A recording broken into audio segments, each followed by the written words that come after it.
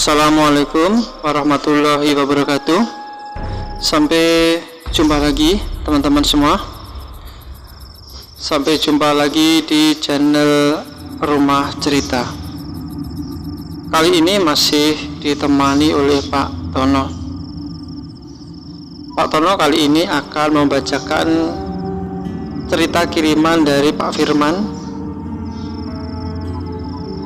Cerita kiriman dari Pak Firman ini berjudul Hajatan Salam Gaib. Namun sebelum cerita dilanjutkan, silahkan para sahabat semua yang belum subscribe channel ini untuk terlebih dahulu mengeklik tombol subscribe yang ada di bawah, supaya besok-besok jika admin telah menerbitkan video terbaru, maka para sahabat semua akan mendapatkan informasinya. Baik, cerita dilanjutkan. Malam itu aku diajak oleh dua orang tetanggaku, yaitu Imam dan Hasan, untuk melaksanakan rutinitas, yaitu menjaga siskamling.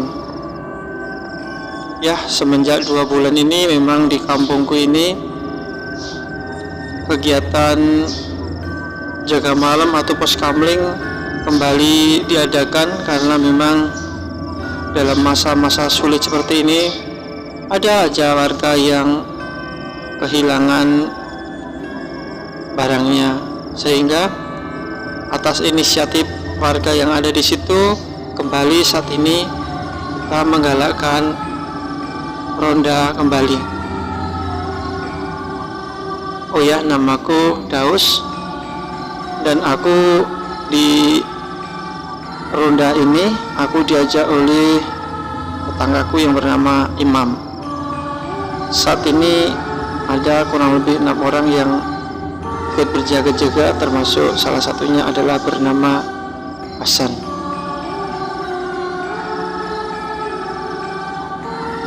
Malam itu aku dalam ronda ini ditemani oleh beberapa orang kawan, dan saat itu juga kami menyeduh kopi untuk teman kami begadang malam itu. Dan setelah beberapa kali kami berputar di lokasi perkampungan ini, akhirnya kami kembali ke pos ronda. Oh ya, pos ronda ini tepatnya ada di pinggiran kampung yang sebenarnya menjorok ke sedikit hutan, hutan-hutan kecil gitu. Malam ini suasana biasa saja. Kesan horor sebenarnya tidak ada juga kesan horor, karena penerangan juga sangat bagus. Kemudian rumah yang ada di kampung kami juga sebenarnya cukup padat. Hanya memang di sebelah belakangnya dari pos ronda ini memang seperti hutan kecil. Dan sekitar jam 12 malam, suasana yang tadinya biasa saja ini mulai sedikit berubah. Dari 6 orang yang ronda, 3 orang telah tertidur lelap, dan yang 3 orang masih terjaga. Memang rencana kami nanti sekitar jam 3-an kita akan gantian tidur gitu. Nah, sekitar beberapa menit kemudian aku mendengarkan suara yang kurang jelas gitu ya, tapi suara itu sedikit terngiang. Sepertinya suara itu adalah seperti sebuah suara gamelan dengan jarak yang cukup jauh. Aku pikir ya mungkin di kampung sebelah ada orang yang wayangan ya, nanggap wayang gitu, mungkin dalam jarak beberapa kilometer. sehingga hal itu kami anggap sebagai hal yang biasa saja. Sekitar pukul 1 malam kami masih mendengarkan suara gamelan itu, tapi saat ini terjadi sedikit keanehan, di mana suara gamelan itu jarak terdengar seperti makin besar, dan sepertinya jaraknya hanya 1 kilo gitu jaraknya, tidak terlalu jauh karena suaranya itu terdengar makin nyaring malam-malam itu. Malam itu 2 orang temanku yang masih terjaga kemudian berkata, yaitu Imam, "Mas Daus, ini kok suaranya kayaknya deket Mas, apa kampung sebelah ya Mas yang ada acara?" Gak tahu juga nih Mas kalau ada acara, cuman biasanya kalau mau ada acara seperti wayang segala macam biasanya sih kita dengar duluan. Wayang ini kan bukan acara kecil Mas, soalnya kalau namanya wayang pasti krunya saja atau orang yang mementaskan itu saja itu bisa nyampe berpuluh-puluh orang Mas, termasuk wiyogonya atau yang penabuhnya dan dari tim-tim yang lainnya itu mencapai puluhan orang, bahkan bisa di atas 30 Mas. Saya bilang seperti itu kepada Mas Imam, dan kemudian Imam ini kemudian berkata, "Mas Jaus, kesana yuk, nonton yuk, soalnya kan ini juga aman lah, nggak ada apa-apa," kata Mas Imam. Kemudian aku melirik ke arah Mas Hasan yang ada di situ. "Gimana Mas Hasan?" "Udah, nggak apa-apa, ini di sini masih ada 4 orang nih, biar saya di sini aja Mas," kata Mas Hasan kemudian. Dan aku pikir ini suaranya kan cukup nyaring, jadi mungkin paling hanya kampung sebelah yang dalam jarak saat ini sekitar 1 kilo lebih itu. Paling kalau aku menuju ke sana juga hanya dalam waktu 20 atau 25 menit udah sampai ke lokasinya. Akhirnya aku mengajak Imam untuk coba mendatangi lokasi diadakan hajatan atau acara itu. Dan sekitar jam 1:15 aku kemudian berjalan bersama dengan Imam. Aku menyusuri kampung dan suara yang aku dengar itu semakin jelas. Suara itu semakin jelas, dan sepertinya kok aku tidak sampai ke kampung sebelah, karena saat aku mencoba mendengarkan lagi ternyata itu bukan dari kampung sebelah, tapi kayaknya masuk ke arah hutan. Waktu itu aku coba untuk berpikir sebentar, apa ada kampung di hutan itu ya? Aku berpikir kemudian, dan saat itu Imam berkata, "Nggak ada kampung Mas di sana Mas, tapi suaranya jelas Mas Imam," kataku. "Iya Mas Daus, tapi gimana ya Mas, itu kan nggak ada kampung." "Ada, pasti ada kampung yang di sebelah hutan ini paling Mas," aku pikir, karena suaranya itu seperti berasal dari sana. Kami kemudian terus memasuki hutan, mencoba mencari sumber datangnya suara. Aku kemudian terus berjalan memasuki hutan itu, dan setelah sampai di hutan itu aku mendengar sebuah suara yang agak riuh, ya, suara yang agak ramai, seperti ada sebuah keramaian. Saat itu suasana masih gelap. Waktu itu memang ada bulan, cuman sinarnya tidak terlalu menerangi gitu, karena rimbunan pohon juga lumayan. Namun aku malam ini membawa sebuah senter sehingga perjalanan kami ini lebih mudah karena ada penerangan yang cukup untuk menerangi perjalanan kami. Tiba-tiba aku merasakan ada sebuah kabut yang cukup tebal yang tiba-tiba datang ke arah kami. Kabut cukup tebal ini kemudian beberapa saat kemudian menutup pandangan kami sehingga kami tidak bisa melihat dalam jarak lebih dari 2 meter walaupun kami menggunakan senter yang cukup terang. Mas Imam kemudian berinisiatif untuk memegang lengan bajuku, mungkin karena dia takut terpisah denganku, karena saat itu yang aku rasakan kabutnya semakin tebal. Tak berapa lama kemudian kabut yang tebal itu tiba-tiba semakin tipis, dan lama-lama kabut itu hilang sama sekali dari pandangan kami. Namun saat ini sebuah keanehan telah terjadi. Aku saat itu merasakan ada di sebuah perkampungan, dan perkampungan ini sepertinya ada sebuah hajatan yang cukup besar. Aku lihat banyak orang berlalu lalang di sekitar tempat itu. Dan ini aku lihat malah seperti ada pasar kaget juga. Aneka orang berdagang ada di situ, aneka jajanan juga ada di situ. Namun aku tidak berpikir lebih lanjut. Aku pikir ya ini memang mungkin kampung yang ada di sebelah hutan itu yang malam ini ada mungkin hajatan atau acara apa sehingga mereka mengundang pementasan wayang kulit.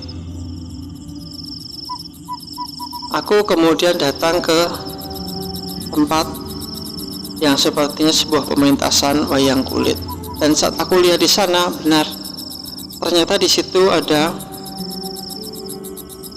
wayang kulit yang tengah saat itu ditabuh.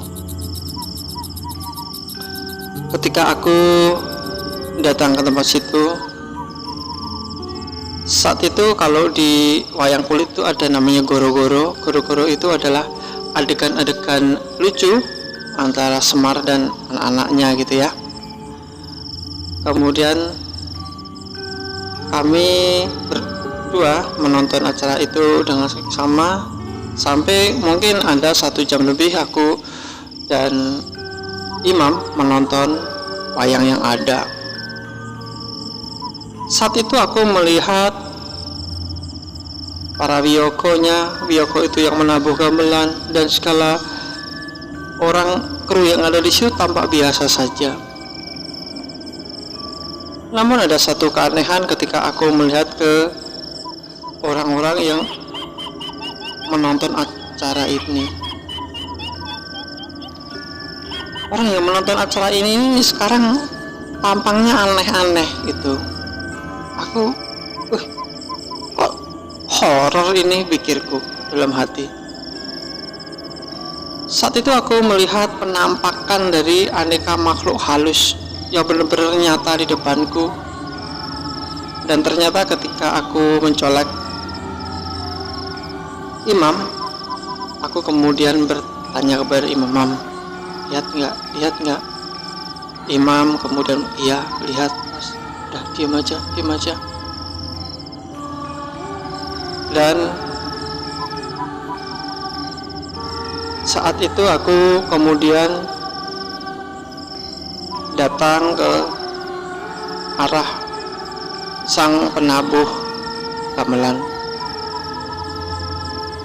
Dan ketika aku bertanya kepada si penabuh gamelan itu, Mas ini manusia atau jin mas? Kataku kemudian dengan memberanikan diri. Sang penabuh itu aku lihat hanya tersenyum. Kemudian dia berkata, Mas, kalian berdua ini manusia ya? Dia juga balik berkata seperti itu. Aku kemudian berkata, iya mas, tadi saya dari ronda, kemudian aku mendengarkan ada rame-rame, makanya aku datengin dan sampailah ke sini. Aku lihat penabuh itu yang akhirnya mengaku bernama Taufik itu kemudian menjelaskan bahwa dia juga manusia dan ini adalah kejadian kedua ia mengalami hal ini, dan dia bilang bahwa saat ini kami semua sedang berada di alam jin, alam gaib yang sengaja mengundang kami untuk pentas, dia bilang gitu. Dan ini adalah kejadian kedua, dan bagi tim ya, kejadian seperti ini sebenarnya bukan kejadian luar biasa, karena menurut mereka yang penting mereka dibayarkan dalam bentuk uang yang masih berlaku gitu, atau uang sah yang ada. Ternyata kebudayaan antara manusia dan jin ini nyambung pikirku. Dan dengan penampakan seperti itu aku kemudian merasa tidak nyaman. Aku kemudian berkata kepada Mas Taufik, Pak Taufik, maaf nih, kayaknya ini karena bukan alamku, aku harus pulang lah. Mudah-mudahan Pak Taufik tidak terjadi apa-apa. Pak Taufik kemudian menawarkan kepadaku, Mas, lebih baik masnya nunggu sampai ini selesai, sampai nanti sekitar jam 4 atau setengah 5 selesai, nanti berkemas-kemasnya bareng dengan tim yang ada saat ini, biar nanti masnya selamat bisa keluar dari hutan ini. Karena memang ini dari penampakan yang kami lihat ini bukan hutan mas, tapi ini sebuah perkampungan, dan kami tadi masuk perkampungan dengan mengendarai mobil truk yang membawa gamelan dan tim penabuh ini, dia bilang seperti itu. Nanti besok pagi Mas Daus dan Mas Imamnya ikut mobil kami saja, biar nanti Mas Daus dan Mas Imamnya bisa selamat tanpa kurang satu apapun, kata Pak Taufik menawarkan bantuannya kepada kami. Namun saat itu aku bimbang, karena aku berpikir antara percaya dan tidak dengan apa yang dikatakan oleh Pak Taufik. Iya Pak Taufik, terima kasih, tapi kayaknya ini saya harus segera pulang deh Pak, ini takut kelamaan di sini, kataku. Aku kemudian berpamitan kepada Pak Taufik dan aku mencolek lengannya si Mas Imam untuk berjalan kembali. Aku kemudian berjalan dengan Mas Imam menjauhi dari tempat itu dan mencoba mengingat-ingat kembali di mana tempat kami tadi berjalan. Aku kemudian mencoba mengingat-ingat lagi di mana asal mula kami berjalan, dan kemudian aku berjalan berdua dengan Mas Imam. Dalam perjalanan itulah aku ditampakkan oleh sosok-sosok yang menurutku ini cukup horor juga. Ada situ aku melihat ada pocong, kemudian ada kuntilanak. Lalu aku melihat mungkin kuntilanak atau wewe gitu ya, yang duduk di atas dahan-dahan pohon. Kemudian aku lihat rambutnya terurai panjang, bajunya berwarna putih, tapi putihnya itu putih sudah agak kuning kecoklatan begitu. Dan aku lihat juga mereka tertawa menyaringi dengan suara khas mereka yang otomatis langsung membuat bulu kuduk aku dan Mas Imam langsung merinding gitu. Tak berapa lama kemudian datang seseorang yang menghampiriku, dan seseorang ini tampak seperti seorang bapak-bapak berusia sekitar 45 tahun. Kalian mau kemana?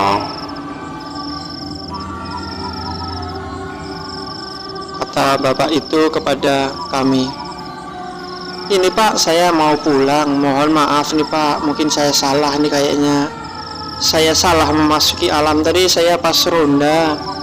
Saya mendengar ada suara gamelan, saya ikutin dan saya sampai ke sini. Sekali lagi saya mohon maaf Pak," kataku kemudian. "Iya, tidak apa-apa. Kamu jalan lurus saja ke sini. Nanti ada gerbang kami, itu ditandai dengan adanya asap. Saat kamu lewat asap itu, tolong kamu jangan menengok ke belakang. Kamu tetap melihat ke depan dan kamu bulatkan tekadmu untuk ingin pulang. Mudah-mudahan dengan cara itu langkah-langkahmu menjadi semakin mudah dan kamu tidak akan diganggu," kata orang itu kepadaku. Melihat apa yang dikatakan orang itu, aku menjadi sedikit yakin bahwa orang itu tidak mempunyai niat jahat kepada kami. Dan benar saja, setelah berjalan sekitar 10 menit, akhirnya aku menemukan apa yang dikatakan orang itu, yaitu aku menemukan seperti asap yang semakin banyak, dan asap itu bahkan aku dan Mas Imam harus bergandengan tangan supaya tidak terpisah. Asap itu mungkin kalau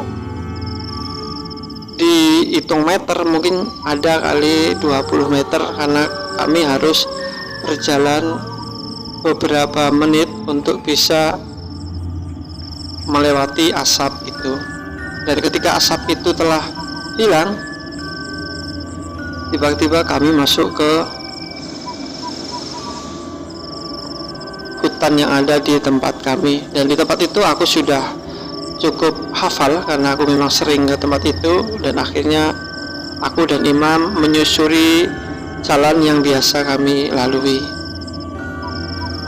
Dan ketika itulah aku mendengarkan suara ketawa yang begitu nyaring, dan itu membuat bulu kuduku menjadi berdiri. Dan saat itulah kesadaranku kembali lagi seperti awal, dan dengan mempercepat langkah kami kemudian kembali ke pos ronda. Ketika sampai di pos ronda, ternyata beberapa orang terlihat kebingungan saat menatap kami. "Kemana saja Mas Daus, Mas Imam? Kok baru pulang?" "Dari nonton wayang Pak," kataku kemudian. Dan sontak saja saat itu beberapa orang tertawa. "Nonton wayang setan ya," kata mereka. Dan aku pun kemudian menceritakan apa yang aku alami malam itu, dan ternyata itu menjadi bahan olok-olokan mereka untuk meledek kami. Ya, inilah satu pengalaman yang akhirnya cukup berharga bagi kami, bahwa kami tidak boleh berbuat semau kami, semua harus kami perhitungkan, karena memang di alam ini banyak hal-hal yang unlogik atau di luar logika kita. Itulah pengalaman malam itu dengan Mas Imam dan beberapa teman yang lain ketika kami menjalani ronda di kampung kami. Baik, itu saja cerita yang Pak Tono bisa sampaikan kepada para sahabat semua. Dan Pak Tono mengucapkan terima kasih atas kiriman cerita dari Pak Daus. Dan terima kasih juga kepada para sahabat semua yang telah menyaksikan cerita ini sampai selesai. Jangan lupa untuk subscribe channel ini ya. Dan Pak Tono mengucapkan Wabillahi taufiq wal hidayah. Wassalamualaikum warahmatullahi wabarakatuh.